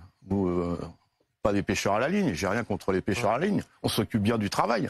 Donc c'est normal que tout ce qui pèse sur le travail, les organisations syndicales s'en mêlent. Or, là, on a court-circuité depuis longtemps les organisations syndicales. C'est les phrases, je pense qu'un certain nombre de ministres les ont prononcées. Le temps de la concertation est terminé, maintenant c'est le temps du débat parlementaire. Nous considérons que, vu les mobilisations et vu la colère qui existe, le mouvement social a encore son mot à dire. Ce jeudi dont on parle, quand vous avez appris que le gouvernement Emmanuel Macron et Elisabeth Borne déclenchaient le 49.3, vous vous êtes dit quoi au fond de vous? C'est un coup de force ou c'est un aveu de faiblesse de leur part? Les deux. Les deux. C'est un aveu de faiblesse. Cette réforme, elle devait passer comme une lettre à la poste, comme on dit. Et il a fallu attendre. Alors vous êtes certainement mieux informé que moi, mais enfin, la toute dernière minute. Hein, exactement. Ça il y a eu, je sais pas combien de réunions d'aller-retour, Matignon, l'Élysée. C'est un aveu de faiblesse. C'est un aveu de faiblesse. Évidemment. Puis face à cette faiblesse, il y a un coup de force qui consiste à dire, on passera cette réforme coûte que coûte. Pas quoi qu'il en coûte. Quoi qu'il arrive. Quoi qu'il arrive. Il y a 2 motions de censure qui ont été déposées dans la foulée de cette utilisation du 49.3, dont une qui est transpartisane. Est-ce que vous la soutenez symboliquement, puisqu'évidemment vous ne pourrez pas voter, mais vous la soutenez? Non, je reprends ce que vous m'avez dit. Ça, c'est l'affaire de parlementaires. On n'a pas à soutenir une motion de censure. Mais je pense, par contre, que c'est l'occasion pour les parlementaires de voter pour ou contre la réforme, ce qu'ils n'ont pas pu faire jeudi dernier. Ça, je pense que oui, c'est l'occasion de dire je suis pour ou je suis contre la réforme. Donc si on est cohérent, à partir du moment où vous appeliez les parlementaires à voter contre la réforme des retraites, si vous dites là c'est l'occasion de voter, vous les appelez à voter en faveur de cette motion de censure. Je leur dis, c'est l'occasion de vous prononcer sur quelque chose que le gouvernement et surtout le président de la République ne vous a pas permis de faire jeudi dernier. Et donc de renverser le gouvernement. N'interprétez pas mes pensées parce que vous le faites. Vous le faites trop souvent. Je ne vous permets pas de dire que je suis hypocrite. Non, pas vous, mais la phrase. Ouais. Il est subtil. Non, en revanche, pardonnez-moi, M. Martinez, là où Benjamin a raison, c'est que c'est factuel. Si la motion est votée, le gouvernement sera renversé. C'est la Constitution. C'est la Constitution. Oui, moi, j'y suis pour rien. Hein. Le vote de demain va au-delà de... Mais pourquoi il n'y a pas eu de vote jeudi? Pourquoi il n'y a pas eu de vote? Le gouvernement l'a expliqué parce qu'il n'avait pas la majorité des votes. Et donc, je vous dis... Demain, le vote, il comporte un autre enjeu qui va au-delà de la réforme des retraites. C'est le gouvernement qui s'est mis dans cette situation. Je vous dis que demain, c'est l'occasion de pratiquer le vote que le gouvernement, par peur, par faiblesse, n'a pas voulu pratiquer jeudi dernier. C'est un message que vous passez aussi aux députés Les Républicains, puisque justement ce vote n'a pas eu lieu parce que le gouvernement n'avait pas la majorité, parce que trop de députés LR s'apprêtaient à voter contre. Est-ce que vous avez un message pour eux aujourd'hui? Mon message, j'ai pas de message. Aller au bout de vos convictions. J'ai pas de message ni subliminal ni direct à leur faire passer. Je vous dis, voilà ce qu'on pense. C'est l'occasion de pratiquer le vote que vous n'avez pas pu pratiquer sur une question. Pas renverser le gouvernement. C'est la Constitution qui prévoit ça. De voter ce que vous n'avez pas pu faire jeudi dernier. Parce que comment ça va être interprété de l'autre côté, si vous permettez, le vote n'a pas été en défaveur du gouvernement, donc ça légitime ma loi. Voilà, c'est tout. Factuellement, si les motions de censure sont rejetées, le texte est adopté. On est donc d'accord. Donc, si on veut vous reconnaîtrez la légitimité démocratique du fait que ce texte est adopté si les motions sont rejetées? C'est pas une question de légitimité démocratique, c'est la Constitution. Est-ce qu'on continuera, parce que c'est ça qu'il y a derrière votre question, à contester cette loi? Oui, la réponse est oui. C'est pour ça qu'il y a d'ailleurs une journée de mobilisation jeudi, et cette mobilisation, elle a été décidée en toute connaissance de cause, y compris avec ces histoires de motions de censure, même si les motions de censure n'étaient pas déposées. Est-ce que vous pensez que l'ampleur de la mobilisation pourrait être la même si la motion de censure est rejetée et que par conséquent le texte est adopté? Je pense ça va entamer la motivation des... Je pense que... je ne vais pas faire encore preuve de solennité, mais il faut arrêter de jouer avec le feu, sans mauvais jeu de mots. Il faut arrêter de jouer avec le feu. La colère, elle est là. L'opposition, elle est là. Pas que dans la rue.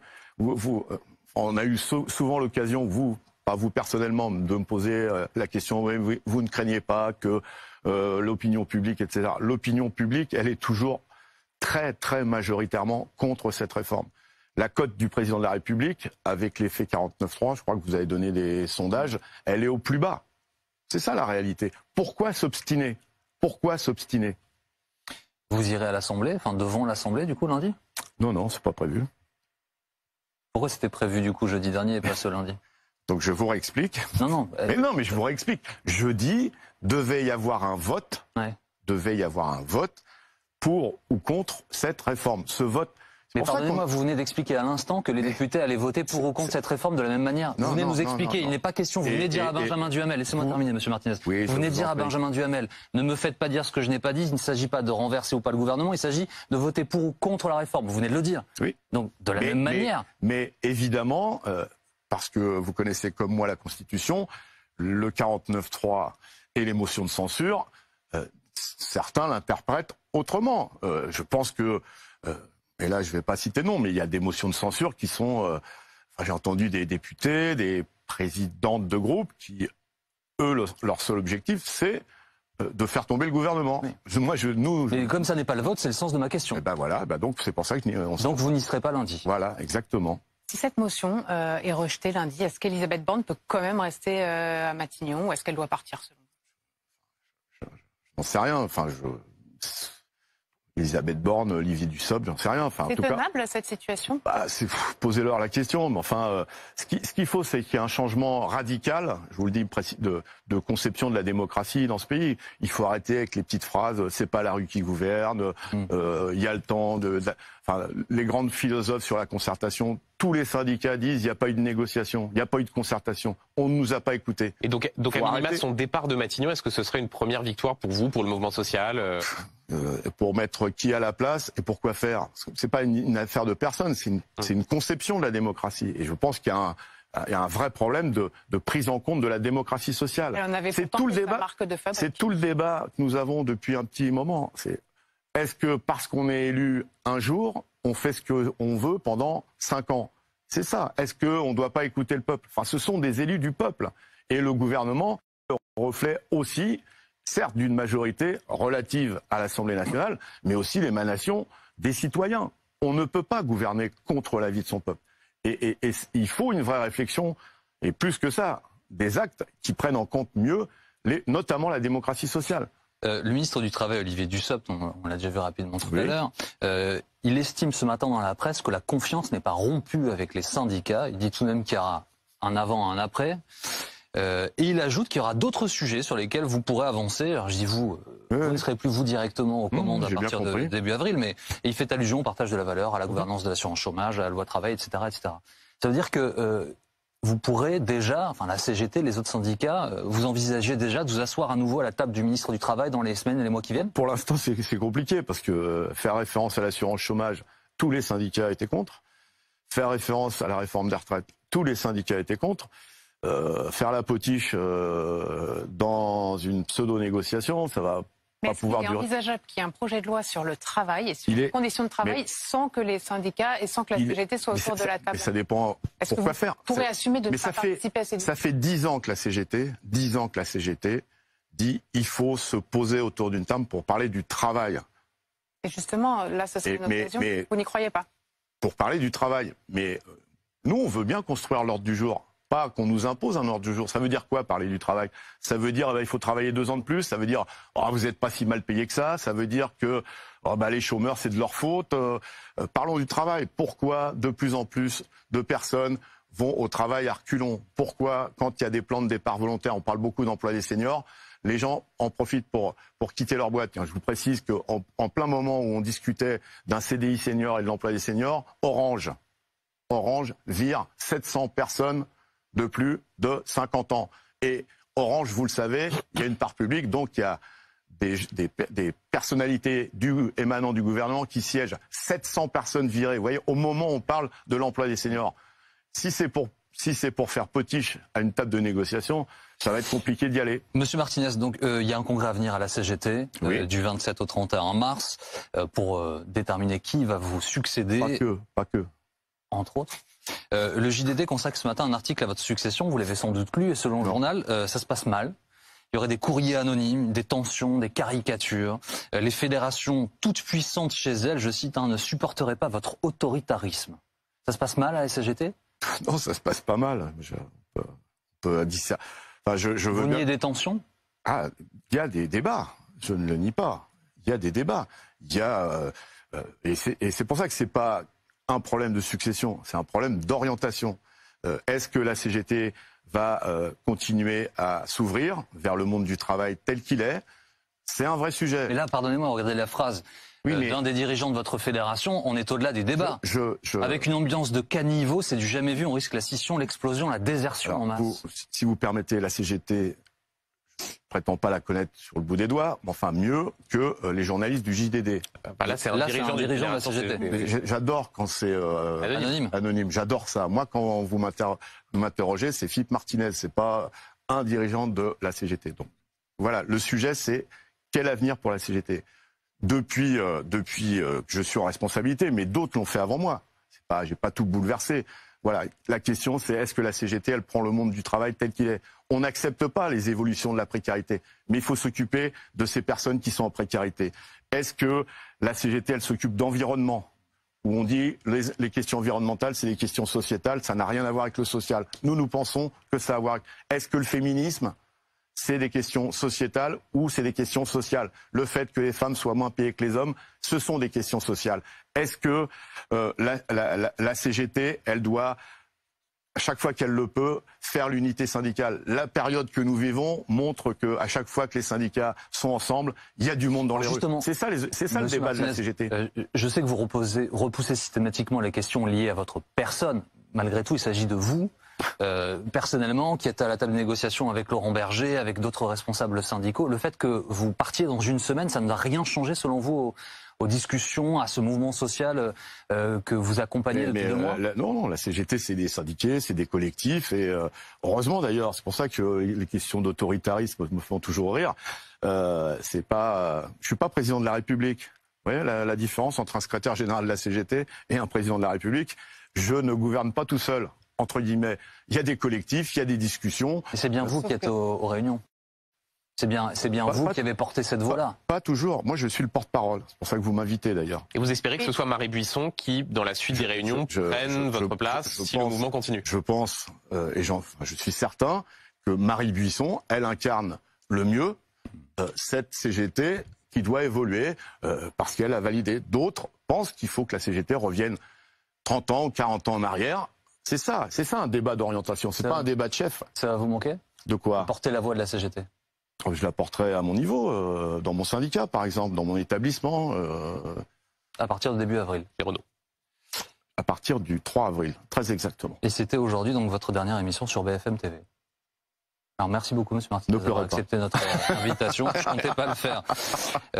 Merci d'avoir accepté notre invitation. Je vous donne, vous qui nous regardez, rendez-vous lundi. Donc cette journée sera très importante, journée spéciale sur l'antenne de BFM TV, avec les équipes de la chaîne mobilisées comme à chaque journée, partout sur le terrain, partout dans le pays, pour raconter ce qui s'y passe. Et à l'Assemblée nationale au moment du vote de ces motions de censure avec Amandine Atalaya et Damien Gourlet. Et puis soirée spéciale dès 20h30, Aurélie Casse, Maxime Switek, pour revenir sur cette journée, cette colère qui monte dans le pays. Merci Benjamin, merci beaucoup Pauline, merci beaucoup Philippe Martinez. Merci à vous. Bonne route. Merci. Et à bientôt.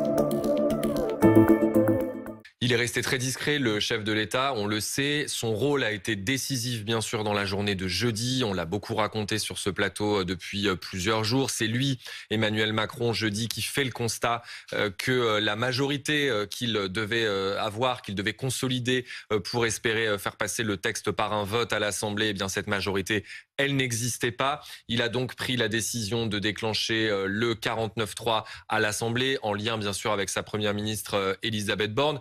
Une décision totalement assumée. Bruno Le Maire, dans ses interventions auprès du Parisien ou de France 3, chez nos confrères de France 3, a redit à quel point il pensait que cette décision avait été nécessaire, que d'une certaine façon, elle était courageuse, qu'elle permettait peut-être de sauver le quinquennat. Une lecture très différente de celle que plusieurs observateurs ont pu avoir, en disant que, à l'inverse, le quinquennat semblait être compromis par cette décision et les difficultés sociales et les tensions politiques qui surviennent depuis.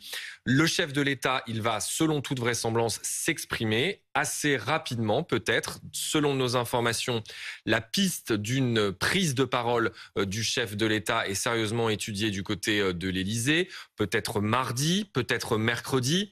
La piste de lundi est moins probable, puisqu'on sait qu'Emmanuel Macron a dit à plusieurs reprises qu'il voulait, d'une certaine façon, que la frontière avec le temps parlementaire soit très respectée. On sait bien sûr que demain, il y a une séquence très importante avec le vote des motions de censure au Palais Bourbon. Il est peu probable que cette prise de parole intervienne plus tard parce qu'après, il y a un agenda diplomatique chargé. D'abord le Conseil européen en fin de semaine et puis en début de semaine prochaine, la visite du roi d'Angleterre. Ça prouve deux choses. Ça prouve d'abord qu'il ne faut jamais croire la parole d'Emmanuel Macron, qui encore ce matin disait qu'il souhaitait un vote. Et puis ça prouve que Emmanuel Macron méprise... Il peut souhaiter mais ne pas pouvoir. C'est vrai, vous avez raison, on peut jouer sur les mots, ça aussi c'est habituel, et puis ça montre qu'il méprise notre démocratie parlementaire à peu près autant que le peuple français. Personne ne veut de cette réforme, il s'est aperçu parce qu'ils font le décompte depuis hier que les députés ne l'auraient pas voté, alors il passe par un 49.3, mais c'est quand même une drôle de démocratie où quand on n'est pas sûr de gagner, on passe en force. Je crois que notre démocratie est affaiblie, mais qu'il se rassure ou qu'il s'inquiète, nous utiliserons tous les moyens constitutionnels pour le faire reculer et éviter aux Français d'avoir à souffrir de cette réforme à la fois cruelle et antisociale. Benjamin Duhamel, on a des précisions sur ce qui va se passer ce soir à l'Elysée ? Oui, à 20h30, Emmanuel Macron recevra à l'Elysée la Première ministre et les ministres concernés pour évoquer le vote de demain. Et ce que nous dit l'entourage du président de la République, c'est que l'objectif de cette réunion, c'est de travailler, je cite, je dirais exactement ce qui est dit, travailler pour sécuriser une majorité de vote. Donc ça veut dire qu'ils ont une majorité de vote. Faire un peu comme Champollion avec les hiéroglyphes, c'est plutôt qu'on est sur l'hypothèse d'aller sur un vote. Pour les sécuriser pendant 24 heures maintenant. Voilà, parce que si on est à 20h30 majorité sur le fait de sécuriser pour aller au vote, ils voient mal ce qui pourrait changer entre ce soir 20h30 et demain 15h. Attention, on n'est jamais à l'abri d'évolution, de pointage du côté des Républicains qui pourrait évoluer dans la mesure où il y a beaucoup de bluffs. Mais ce que nous disaient beaucoup les macronistes, c'était de dire qu'il fallait attendre la fin de la commission mixte paritaire pour y voir un peu plus clair. Or, la commission mixte paritaire, elle a terminé depuis à peu près un peu plus d'une heure. On savait qu'elle allait se terminer. Vous savez exactement ce qui allait se passer. Hein. Oui, on savait, mais on ne savait pas forcément comment la question des carrières longues, par exemple, allait aboutir, quelles pouvaient être éventuellement les réactions d'un certain nombre de députés les Républicains. Il n'empêche, dans un moment où la question est de savoir si demain le 49.3 sera engagé ou non pour faire passer cette réforme des retraites, les derniers signaux que nous envoie l'Elysée et l'entourage du président de la République indiquent plutôt que l'hypothèse du vote est privilégiée par rapport au 49.3, ce qui en soi ne change pas foncièrement par rapport au discours des premiers jours de la semaine.